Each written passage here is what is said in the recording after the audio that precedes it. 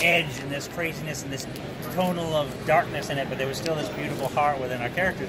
And then as we evolved those into the original cartoon series, it was such a wonderful transition because we had written the original black and white books for ourselves, and when we did the first cartoon series, we knew we were writing for a much younger audience. So we adapted, we changed a few things, we mutated them a little bit more, adding things like the different colored bandanas, which actually was Pete's idea. We changed the origin a little bit.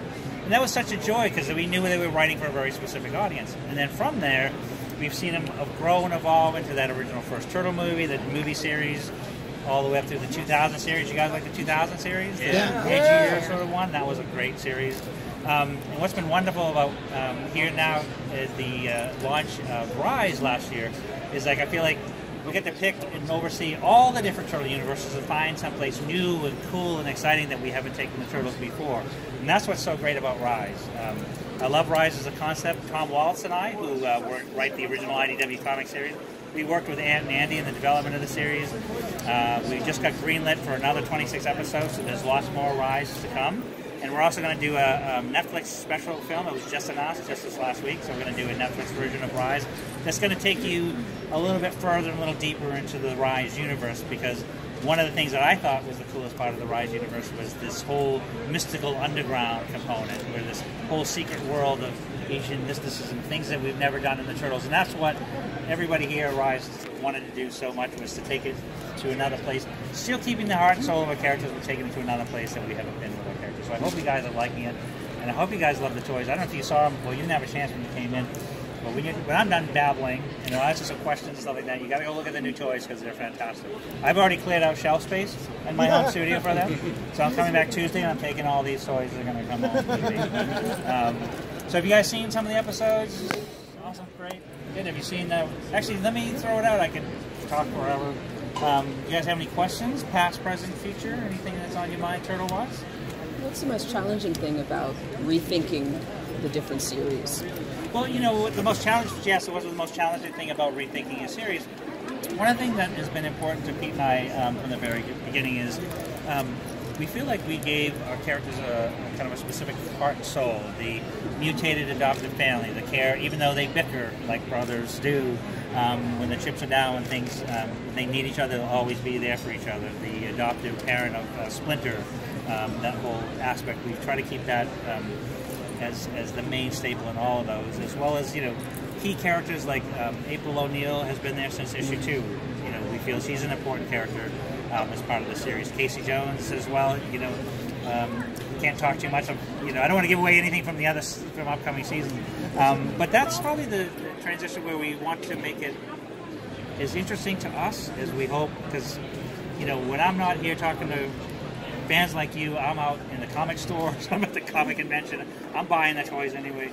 So when I work on stories and the guys that we work with, all the wonderful folks that we work with, to us it's always story first. We want to make a story that is interesting and exciting to us, and we hope that, because you're our peeps and you're our people, that is hopefully it's interesting to you guys as well. Thank you.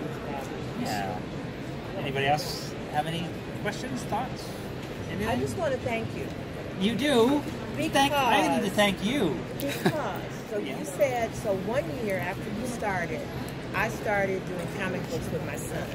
So this for me has been just really cool because we've been in the Turtle family forever. Oh, bless you. So thank you, because they bring so much joy. Well, thank you. And I say, we're lucky enough. One of the things my wife Courtney and I, we travel. We do probably about 15 shows a year, and that's hand down is my favorite thing to do because when I'm, I like to go to the shows because I get to meet fans like you, and the first thing I do is say, the only reason I'm here, the only reason I'm up on stage doing a slideshow, the only reason I'm signing comic books is it's because of you guys, and so it's all your fault that I have the greatest job on the planet, really. So it's like, I was drawing the cover of the latest issue before I got on a plane and flew here to come hang out with you guys. So I get to have the greatest job because I have the greatest fans. So I do appreciate it. We love seeing you guys out. And that kind of a story is just awesome. Yeah. It's appreciated very much. So I don't know if it's been asked before, but which movies do you like better? The older ones or the new ones? Yes, the older one. Now let me say this. Out of all, when I look at my favorite movies, because in each of the different movies, there was the same kind of approach and search for maybe a different idea or a different angle, something we hadn't explored with the characters. Still trying to keep the core pure to the Turtles, but I would say hands down, if I had to pick my all-time favorite, it would be the first movie, because it was the perfect blend between the black and white Mirage Studios comic books and the first animated episodes. We had that wonderful meeting of right in the middle there. The other movies in that series, I know, I hear this at conventions, fans will go, well, like Secret of the Ooze better than that.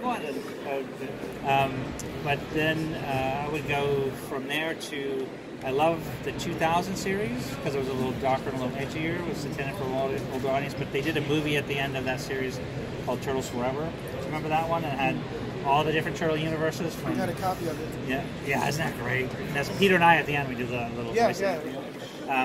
Kevin Monroe's 2007 movie, I thought was brilliantly done. And the newer movies were different and exciting. They were actually, some of those concept designs were based on some of the original Mirage Studios black and white comic books, but I still feel, it was my advice was that still think the Turtles work better as smaller, sort of underdog-y kind of thing. So I thought some of that wasn't quite what I would have done, but I love that we finally got to see Bebop and Rocksteady on the big screen. That was so awesome. Daisy Jones, Krang. We'd never seen Krang on the big screen. So the whole series, there's always something I like in all of those movies, and there's a lot of great stuff in there. But it's tough. I have to say, yeah, the first movie is still always. Kevin, we had a great Batman with the Teenage Mutant Ninja Turtles. It's going to be a movie now, too. Oh my goodness, you guys are going to flip out. Who would you like to see them with next? Deadpool, maybe? I don't know. No, I'm kidding. My Little Pony? No, we were so excited because that was, growing up, Batman was one of my favorite. Daredevil, Batman, Captain America, sort of the more grounded superheroes were sort of the ones I loved the most. And when they got a chance to do a Turtles Batman crossover as a comic book, it was like, my fan head exploded all over the living room. Fantastic. And then we did the animated version of that, which was also a huge hit thanks to you guys. And so I'm so glad they've done a movie of it. It's going to be fun. And there's some really, all I'm going to say is, because they won't let me say much, but you're going to see some really fun Easter eggs in there. So I can't wait for you guys to see it. Can't wait. And you guys know Toys That Made Us did a Turtles special? Yeah. Awesome. That's coming out soon. So keep an eye out for that. And then keep an eye out for the new Rise series, and make sure you get a chance. I'll talk all day if they let me. make sure you get pictures of the new toys. And you see the new toys. There's some really cool stuff coming out this year, and you can ask questions, and I'll post some pictures if you guys want to grab a selfie while you look around. Take some pictures. Yeah. Again, guys, thank you guys for coming, and feel free to take pictures or anything in the Turtle area. There's two brands we can't take pictures of. One being Power Players over here and the Disney in the back. But again, we want to thank you guys for coming. Thank you guys for all your support, not only with Ninja Turtles, but Playmates Toys in general. And I hope you guys have a great toy fair. Thank you. You guys get a cool swag bag too. Yes. I signed some comic books in there, so you're going to get some signed comics in there and some other cool stuff. Yeah, Playmates hooks you up here.